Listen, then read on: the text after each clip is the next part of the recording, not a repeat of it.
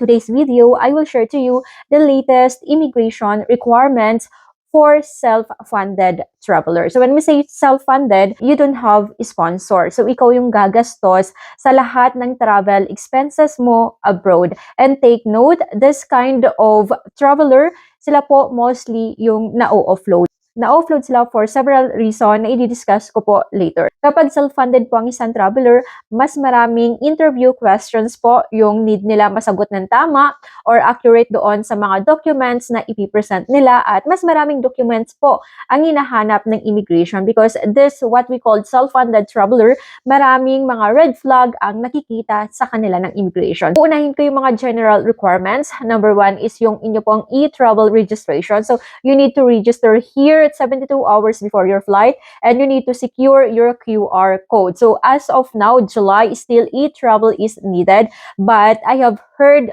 news na tatanggalin na siya by September 2025. So I hope matuloy po ito because based on the feedback ng mga traveler, dagdag stress lang daw po itong e-travel. So pangalawa ay ang inyo pong passport. So your passport should be in a good condition. So this following months po, ang daming na-offload kasi yung mga passport nila ay medyo damaged. Medyo maarte po ngayon ang mga airlines and immigration when it comes to the condition of your passport. And make sure na yung passport po natin, mahaba pa po yung expiration date.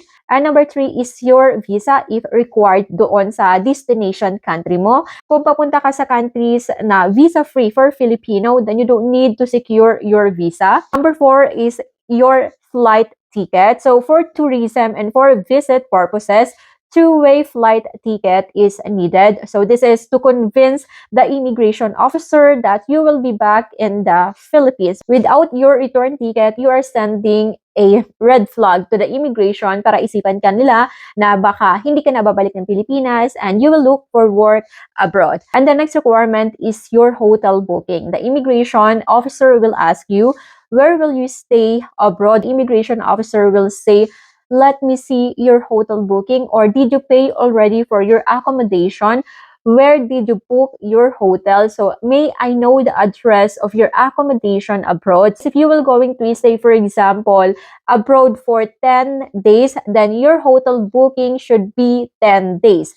Kapag nag-book ka ng mga 3 days lang sa hotel booking mo and yan yung ipipresent mo sa immigration, they will ask you like, bakit 3 araw lang yung binook mong hotel? So, saan ka mag-i-stay, saan ka matutulog for the rest of the 7 days. And dito po, nahuhuli yung ibang mga self-funded traveler, meron pala silang sponsor talaga. So, they are just lying because wala silang affidavit of support and guarantee. And dito din po, nahuhuli yung mga Filipina na makikipag-meet po sa kung kanino-kaninong mga foreigner po sa ibang bansa. Sa mga kamit pong AFAM o kaya sa mga kamag-anak. Kapag ikaw ay medyo nahalata na ng immigration na nagsisinungaling ka about this, about your accommodation, is a second inspection kanila. So let's go with the other set of requirements. So when we say self-funded, then you need to prove to the immigration officer that you have funds, you have source of income, and you have savings in your bank account.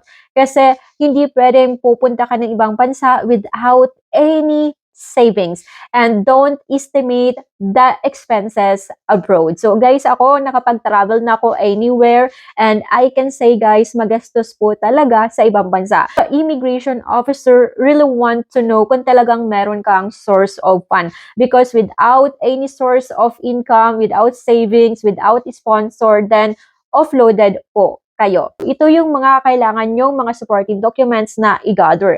We have different types of source of income in the Philippines and common po na tinatanong ng immigration is that, are you employed? Ano ang trabaho mo sa Pilipinas? So if you are employed, then you need to secure the following: your work certificate, dapat naka-state po dyan kung magkano ang sahod po ninyo every month because the immigration guys, meron silang bracket na tinitingnan. Kapag yung sahod mo ay hindi umabot doon sa bracket nila, then the immigration officer will ask another supporting documents for you para makita na meron kang source of fund, which is your bank account. And dito sa bank account na to, dapat meron kang sufficient funds. Because kung ang salary mo ay mababa and then you don't have enough savings sa bank account mo, then offloaded ka. Sasabihin sa'yo, hindi ka umabot, ganito, kulang ang source of fund mo, maghanap ka ng sponsor mo. Then, bibigyan ka nila ng offloading slip. Let's continue. So, you need your certificate of employment, pay slip, tapos yung inyo pong company ID and leave of absence. So, si immigration officer, they are asking about your bank certificate or bank statement to know if you have money or savings there. And dapat guys, latest bank certificate po ito and bank statement. So, I would recommend na for example, ang travel date po ninyo is August 3. Then, mga August 1 po kayo kukuha ng bank certificate and bank statement para po latest siya. Kasi, kapag masyado na pong old ang mga pinakita nyo pong bank statement and certificate, nagdududa po ang immigration if you really have the amount of money still in your bank account. Nagdududa sila na baka after mo kumuha ng bank certificate, withdraw mo na po yung lahat. And yes po, ito po ang karamihan pagkakamali ng mga traveler. And talaga, marami po akong nakakausap that after they deposit the money, wini-withdraw po nila kasi pang show money lang naman daw and hindi nila tunay na pera. So, yung iba inutang, yung iba hiniram, and after makakuha ng certificate, wini-withdraw. Of course, dapat hindi siya big deposited money, like one-time deposit 1 million. Kasi the follow-up question from the immigration, where did you get the money? So, saan nanggaling yung 1 million pesos? Bakit it is just one day deposit? And if you answer wrong, like inutang mo,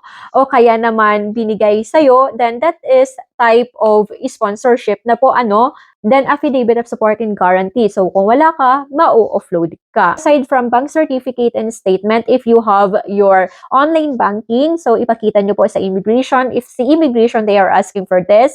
And if you have your credit card, ayan, active credit card, yung iba po hinahanapan ng ganto ng immigration if they are not satisfied doon sa savings ng traveler.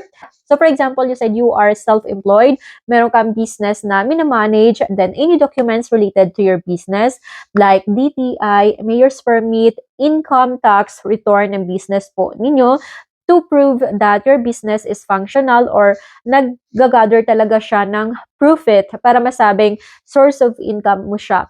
Guys, meron na pong self-employed ang sinabi sa immigration, and then ang dala-dala niya lang po is barangay clearance and DTI, hindi po tinanggap ng immigration.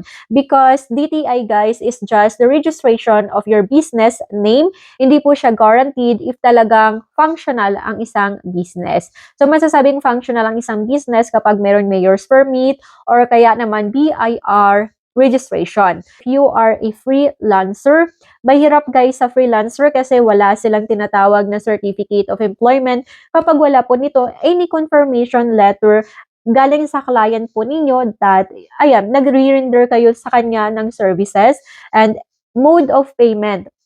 Paano ka binabayaran? For example, if si client sinesend sa'yo yung bayad sa PayPal through GCash, then ipakita mo yan as source of your salary. And for example, guys, if you have work contract, dalhin nyo lang po yan as supporting documents. And if you are working as a virtual assistant, the website po where you are working online. Kahit screenshot, guys, basta meron po kayong pakita. Let's move forward to another set of the documents, which is your activities abroad. So after the immigration officer verify that you have your funds para po sa expenses mo sa ibang bansa, so another set of questions and documents. The immigration officer will ask you, do you have your itinerary or list of activities? Because as a tourist, guys, ang main of purpose natin ay mag-explore tayo. So, dapat meron tayong idea kung saan tayong mga lugar pupunta, kung saan tayo mamamasyal. So, the immigration wants to know kung talagang may idea ka about sa lugar na pupuntahan mo. Because hindi naman pwede na sasabihin mo, you will be in Hong Kong, but kapag tinanong ka ng immigration, what places would you like to explore in Hong Kong or would you like to visit in Hong Kong, wala kang masasagot or wala kang nasasagot. Guys, red flag po ito. So if I were you, I'll write down all the activities that I want to do abroad. So, isulat nyo na po yan para kapag nagtanong sa immigration kung ano yung mga gagawin mo, what are the places that you would like to visit, meron kang ipapakita or hindi mo siya makakalimutan. Maraming feedback ang nakakarating sa akin na popular ang word na Klook sa immigration. For example, did you book your attraction or your tour in Klook? Yung Klook, guys, is isa siyang application kung saan pwede kang bumili ng mga tour ticket o kaya naman mga entrance ticket sa mga any attraction. That is for today's video, guys. I hope nakatulong sa inyo, and if you have any inquiries, comment down your questions. Sasagutin ko po yan, and please follow my TikTok. Guys, thank you so much and see you in my next vlog.